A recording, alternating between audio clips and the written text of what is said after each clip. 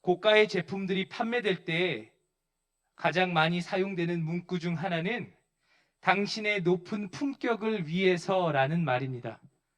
제품이 비싼 것은 맞지만 이 제품의 높은 가격은 당신의 삶을 품격 있게 만들어 줄 것입니다. 라는 광고를 통해서 비싼 가격을 합리화하죠. 이 제품이 당신을 존귀하게 만들어 줄 것이기 때문에 이 정도의 가격은 문제가 되지 않는다고 말합니다. 사람들은 이 말이 광고라는 것을 알지만 또 현혹이 되죠. 모든 사람들은 자신의 인생이 존귀해지길 바랍니다. 하찮게 살아가기를 원하는 사람이 세상에 어디 있겠습니까? 그래서 자신의 품격을 위해 계속해서 자신을 포장할 만한 무엇인가를 찾죠. 우리들은 어떻습니까? 존귀한 인생이 되기 위해 우리는 어떠한 방법을 선택하고 있습니까? 오늘 우리가 함께 읽은 시편은 참된 지혜에 관한 깊이 있는 묵상을 바탕으로 우리들에게 존귀한 삶으로 나아가는 길을 일러주고 있습니다. 존귀한 삶이 되기 위해서 우리가 주목해야 할 것이 무엇인지를 말씀해주고 있다는 것이죠. 시인은 먼저 자신의 이야기가 세상 모든 사람에게 통용되는 바라는 사실을 피력합니다. 자신이 묵상한 바에 대해 들어야 하는 대상은 특정한 어떤 부류가 아니라 모든 사람이라는 것입니다.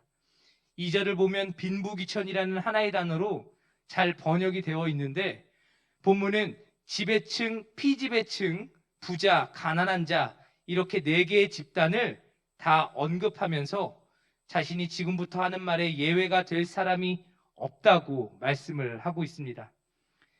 그렇다면 시인이 말하고자 하는 바는 무엇입니까? 그것은 바로 어느 누구도 죽음을 피할 수 없다는 것입니다. 너무나 당연한 이치죠. 모든 사람이 죽음을 피할 수 없다라는 사실을 지금 시인은 말씀하고 있는 것입니다. 본문이 말씀하고 있는 것처럼 사람은 장구하지 못하여 멸망하는 짐승 같고 사망의 주관을 받게 되는 자라는 사실을 시인은 말씀합니다. 그러면서 아무리 부자랄지라도 자신의 생명값을 지불할 만한 사람은 없다는 사실을 말씀하죠. 부는 이 땅에서 부를 가지고 있는 자를 존귀하게 만들어줍니다. 돈을 가지고 있는 자들을 값비싼 인생을 살게 만들어주는 것처럼 여겨지죠. 그러나 죽음이라는 환란의 때를 만나게 될 때에 그가 가지고 있던 부가 그에게 영원한 생명까지도 가져다 주는 것은 아니라는 사실을 시인은 지목하고 있습니다. 그런 점에서 부자나 가난한 자가 동등합니다. 결국 모든 사람은 자신의 인생의 끝에 죽음을 맞이하게 되어 있기 때문입니다. 이러한 사실은 지혜와 관련되어서도 마찬가지입니다. 세상의 모든 지혜를 다 가지고 있는 자라고 해도 결국 어리석고 무지한 자와 마찬가지로 죽음을 맞게 될 것입니다. 내가 지혜롭다고 더 살 수 있는 게 아니고 미련하다고 해서 덜 살게 되는 것도 아니라는 것이죠. 그리고 그때가 되면 그가 자랑하던 어떠한 것들도 그를 지켜주지 못할 것이라고 시인은 말합니다. 그것이 돈이든 그것이 지식이든 그것이 권력이든 그것이 무엇이든 죽음의 때를 맞이하게 되었을 때 그게 나에게 아무런 유익을 주지는 못한다라는 것이죠. 죽음으로부터 나를 지켜주지 못한다라는 것입니다. 그렇기 때문에 12절을 보면 사람은 파괴될 금수와 다를 바 없다고 말합니다. 결국 이런 점에서 금수와 우리가 다를 바가 무엇인가 시인은 고찰하고 있죠.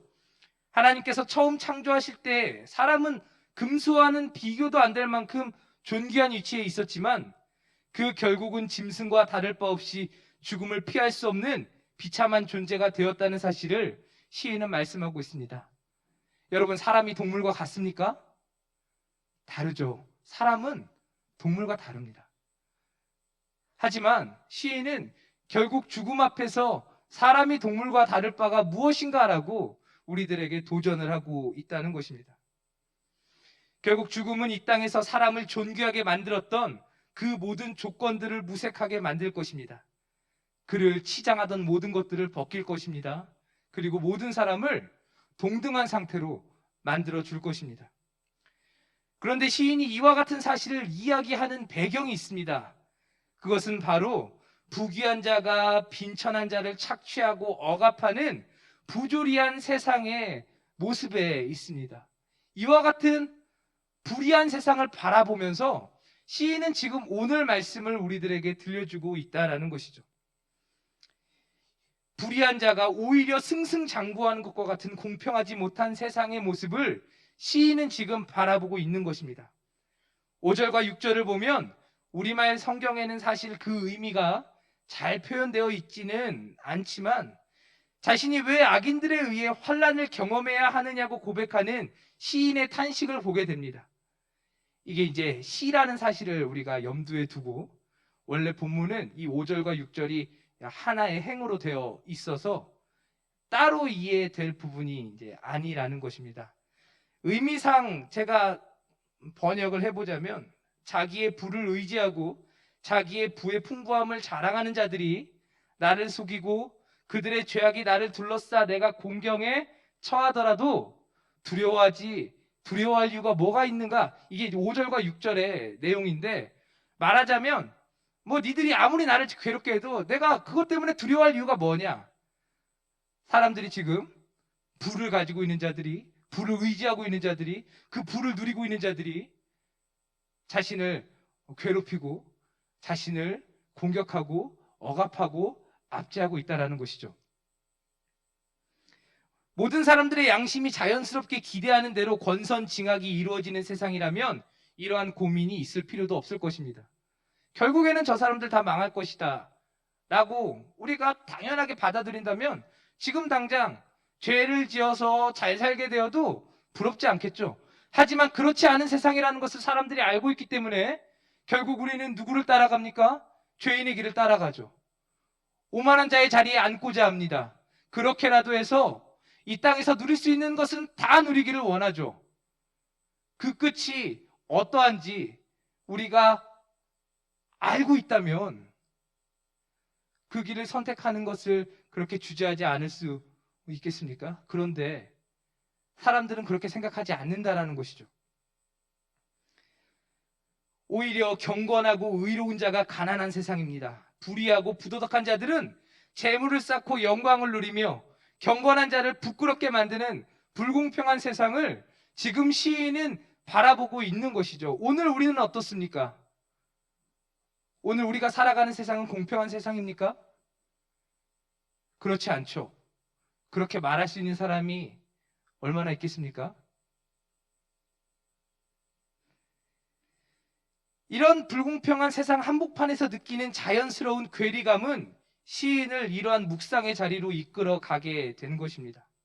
하지만 시인은 하나님께서 허락하신 지혜로 말미암아 결국 모든 사람이 평등해질 것을 바라보게 됩니다.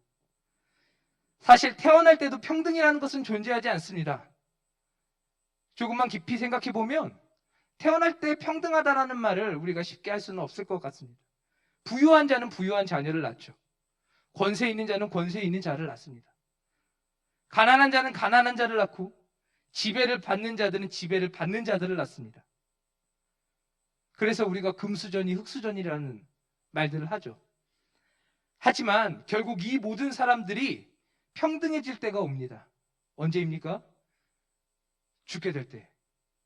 죽음 앞에서는 이 모든 불공평함이 평등함으로 바뀌게 된다는 것이죠. 이 땅에서 잠깐 존귀를 누린다 할지라도 멸망할 금수처럼 이 모든 것들을 세상에 남겨둔 채 땅 밑 어두운 곳으로 내려가게 될 것이라고 시인은 말씀하고 있습니다. 그러나 시인은 여기서 세상의 불의한 지배자들에게 억압당하는 경건한 자들을 향해 진정한 진리를 선포합니다. 그냥 우리 모두 다 죽게 될 것이다 라고 끝내는 게 아니라 여기서 우리가 붙들어야 할 소망의 말씀을 주고 있다는 것이죠. 그것은 바로 이렇게 부귀를 누리는 자라고 해도 결국 멸망할 짐승과 같은 운명이지만 하나님을 의지하는 자는 이러한 비참함에서 구원을 얻게 될 것이라는 사실입니다. 믿으십니까? 하나님을 믿는 자는 구원을 받게 된다라는 것입니다. 세상 모든 사람들은 금수와 같이 비참한 존재로 만드는 것이 무엇입니까?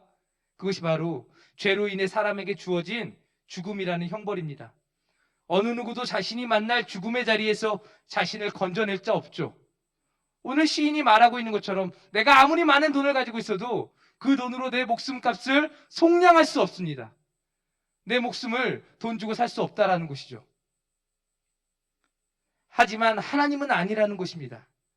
하나님은 하나님을 의지하는 경건한 자를 죽음에서 건져내실 수 있는 유일한 분이십니다. 그리고 죽음이라는 문제를 해결한 자야말로 우리 인생이 그토록 바라는 존귀함을 누리는 인생이 되는 것이죠. 왜입니까? 죽음이 우리를 결국 초라하게 만들고 비참하게 만드는 원흉이기 때문입니다. 사람의 존귀함을 빼앗는 죽음의 문제를 해결한 자야말로 진정 존귀한 인생을 누리게 된다는 사실을 시인은 우리들에게 말씀하고 있습니다. 그래서 시인은 16절과 17절을 통해서 이 땅에서 영화를 누리는 존귀한 자들을 두려워할 필요가 없다고 말합니다. 5절과 6절에서도 그들이 나를 억압해도 내가 두려워할 게 무엇이냐라고 말할 수 있는 근거가 여기에 있는 것이죠. 세상에 권세를 잡고 있는 이 불의한 자들의 불의로 인해서 내가 이 땅에서 비참해질 대로 비참해졌다 해도 결코 그들을 두려워할 필요 없다고 시인은 말씀합니다. 우리가 진정 두려워할 자는 결국 우리 인생의 마지막 때에 우리를 판단하실 하나님 한 분뿐이라고 시인은 말씀합니다. 세상의 권세들이 우리를 존귀하게 만들고 비참하게 만드는 것이 아니라는 것입니다. 권세 있는 자가 우리를 권세 있게 만들고 우리를 비참하게 만드는 것이 아니라는 것입니다. 그들이 가지고 있는 영화는 결코 그들의 것이 아니라는 것이죠. 이 사실을 깨닫지 못하는 자야말로 멸망하는 금수와 같다고 시인은 선포하고 있습니다. 오늘 말씀을 통해 우리는 우리 인생이 존귀해지는 것에 대해 생각해 보게 됩니다. 오늘 우리는 이 말씀을 통해서 존귀함에 대해서 생각해 볼 수 있어야 합니다. 먼저 우리가 생각해 볼 것은 우리 인생의 존귀함이 이 땅에서 우리가 누리는 현세적인 것에 의해 결정되는 것이 아니라는 것입니다. 내가 무엇을 가지고 있느냐? 그것이 나의 존귀함을 결정지어 줄 수 없다라는 것입니다. 오늘 본문이 우리들에게 무엇을 말씀합니까? 자기의 재물을 의지하고 부유함을 자랑하는 자라고 해도 생명을 구원할 수는 없으며 자신의 지혜를 자랑하는 자도 결국은 어리석은 자와 마찬가지로 죽음을 피할 수 없다라는 것입니다. 셀 수 없이 많은 돈과 세상에서 가장 뛰어난 지혜를 가진 자라고 해도 죽게 됩니다. 그리고 17절을 통해 말씀되는 바와 같이 그가 죽을 때 생전에 그를 영화롭게 만들었던 그 어떤 것도 그와 함께 하지 못합니다. 내가 죽을 때 어떤 것도 하나 가지고 내려가지 못합니다. 예전에 우리가 하관을 할 때 믿지 않는 사람들은 그 관에다가 자꾸 뭘 넣어요. 그렇죠? 자꾸 뭘 넣습니다. 노잣돈이라고 하고 넣고 하면서 넣어요. 못 가져갑니다. 어느 것도 못 가져가요. 하지만 오늘 우리는 어떻습니까? 우리가 추구하는 것들, 우리를 존귀하게 만들어줄 것이라고 착각하고 우리 또한 그렇게 살아가고 있지 않습니까? 제가 지금 못 가져간다고 말할 때 다들 조금씩은 웃으시면서 맞아 하시지만 저를 포함한 우리 모두 그럼에도 불구하고 이 땅의 것들, 그것이 나를 존귀하게 만들어줄 거라 생각하며 그것을 붙들고 살아가고 있지는 않느냐라는 것입니다. 아름다운 보석은요, 겉모습을 화려하게 만들어줄 뿐 우리 자신을 바꿔주지 않습니다. 아무리 큰 다이아몬드를 내 귀에 걸어도요, 나라는 사람은 바뀌지 않아요. 선물을 살 때 쇼핑백을 우리가 사본 기억이 있을 것입니다. 선물 가게를 가면 1, 2천 원 주면 쇼핑백을 살 수 있죠. 그런데 중고거래 사이트를 보면 명품 브랜드의 쇼핑백을 10,000원 단위로 판매하는 것을 볼 수 있습니다. 종이 가방 하나를 10,000원 단위로 판매를 하는 거예요. 이들에게 있어서 명품 브랜드가 달린 쇼핑백은 그냥 물건을 담는 종이가 아니라 자신의 가치를 보장해주는 기준이 되는 것이죠. 자신을 다른 사람들에게 더 가치 있는 사람으로 보이게 만들어주는 것으로 여겨지는 것입니다. 종이 가방임에도 사람들이 이와 같이 10,000원씩 주고 사는 이유가 어디에 있겠습니까? 명품 브랜드의 종이 가방을 드는 순간 나도 명품이 된다고 생각을 하게 되기 때문 아니겠습니까? 사실 우리는 하나님께서 창조하실 때 세상 그 무엇보다 존귀한 존재로 창조된 자들입니다. 제가 처음에 말씀드린 것처럼 우린 동물이 아니에요. 우리는요, 동물과는 다른 존재입니다. 왜죠? 우리는 하나님의 형상으로 창조되었기 때문입니다. 우리의 존귀함은 우리가 하나님의 형상으로 창조되었다는 바로 그 사실에 있습니다. 우리가 가지고 있는 그 어떠한 것이 우리를 존귀하게 만드는 것이 아니라 세상 가장 존귀하신 하나님이 하나님의 형상대로 창조된 우리의 존귀함의 이유가 되는 것입니다. 하지만 사람들은 그 하나님을 찾지 않죠. 하나님으로부터 멀어져서 하나님이 아닌 다른 것들을 통해서 자신의 존귀함을 확보하려고 하고 찾으려고 하지 않습니까? 우리가 하나님을 떠나 스스로 존귀해지려고 하니 하나님이 아닌 것들로 자신의 인생의 존귀함을 얻어내려고 애쓰고 그렇게 얻게 된 일시적인 것으로 자신의 가치가 높아졌다고 생각하고 내가 존귀하다고 착각을 하는 것이죠. 하지만 한편으로 자신보다 더 많은 것을 가진 사람들을 만나게 된다면 어떻겠습니까? 나보다 더 지혜로운 사람을 만나게 되면 어떻겠습니까? 나보다 더 많은 돈을 가진 사람을 만나면 어떻겠습니까?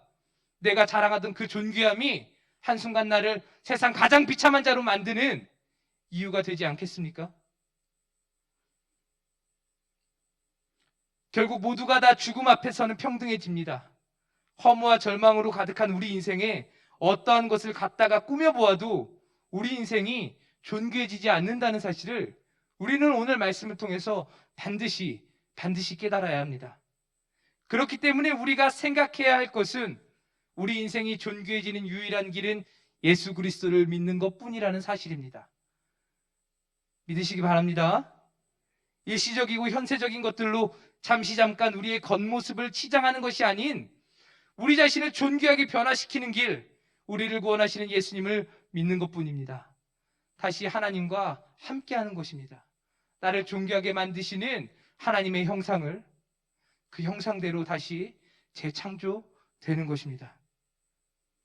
그 어떤 것으로 우리를 치장해도 결국 그 모든 것을 무의미하게 만드는 죽음으로부터 우리는 벗어날 수 없죠. 하지만 우리 주님은 그 모든 허무와 절망을 가져다주는 죽음으로부터 우리를 건져 주실 수 있는 분이십니다.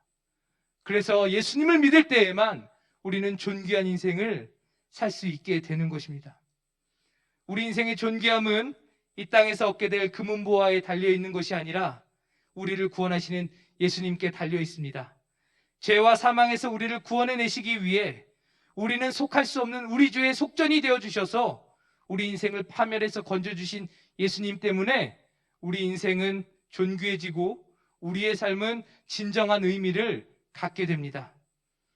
악을 행하는 자들이 당장 눈앞에서 득세하는 것처럼 보이고 그로 인해 우리의 삶이 피폐해져도 그들이 존귀한 자가 되는 것도 우리가 하찮아지는 것도 아니라는 사실을 반드시 기억하시길 바랍니다. 다른 무엇 때문에 내가 하찮아지는 것이 아니에요. 하나님으로부터 멀어진 그 순간 우리는 하찮은 자가 되는 것입니다. 그렇기 때문에 하나님께 돌아가야 하고 하나님으로 우리를 인도해 주시는 유일한 분이신 예수님을 믿어야 하는 것이죠. 오늘 우리의 삶을 존귀하게 하시는 우리 주님에게 잇대어 살아가는 삶, 주님만이 주실 수 있는 영광스러운 지위를 누리며 사는 삶을 간절히 기대하고 바라며 누리는 우리 모두 되시기를 주님의 이름으로 축원합니다. 우리 함께 기도하겠습니다.